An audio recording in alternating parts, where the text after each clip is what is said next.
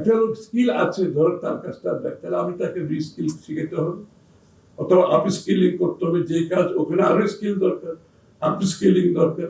এইগুলো আমাদের 31 দফার মধ্যে তো আপনি আউটলাইন দেখতেছেন, আমরা এগুলো ডিটেলস কাজ করেছি। এই যে আমরা কোথায় কত টাকা ইনভেস্ট করব, আমরা বলছি 18 মাসে 1 কোটি লোকের চাকরি দেব। অনেকে বলতে পারে এটা পলিটিক্যাল স্টেটমেন্ট হতে পারে, পলিটিশিয়ান এইসব আজে বাজে কথা বলেই। মানুষ যদি অবিশ্বাস করে সেটা তার দোষারোপ করে আমি পারবো না, বাট আমাদের it's not a political state. আমরা হিসাব কিতাব করে বলি, আমরা স্কিলিং এ কত খরচ করব, যে স্কিল যারা করবো সেই তো চাকরি পাবে। আমরা 1 কোটি চাকরির কথা বলছি 18 মাসে, এই যে স্কিলিং এর মাধ্যমে হবে।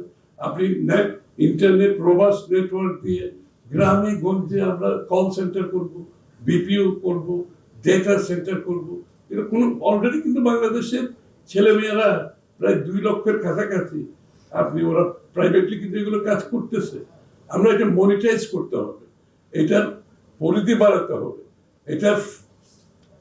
এটার জন্য নীতিমালা প্রণয়ন করতে হবে, ওরা টাকা আসতে পারে।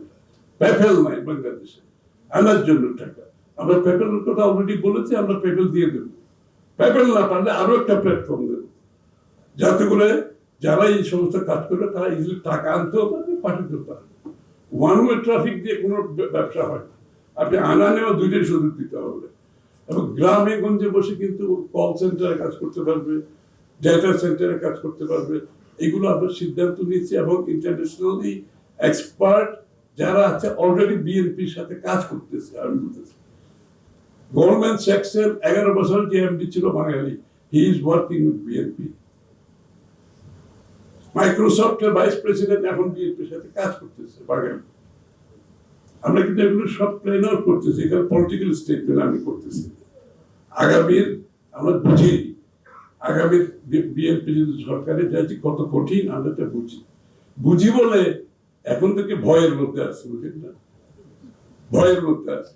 এভরিডে আমরা প্রস্তুতি কি হবে যাতে 6 মাস, 1 বছর, 18 মাসে ডেলিভারি যদি আমি করতে না পারি, মানুষের ধৈর্য নেই, কিন্তু বুঝতে হবে।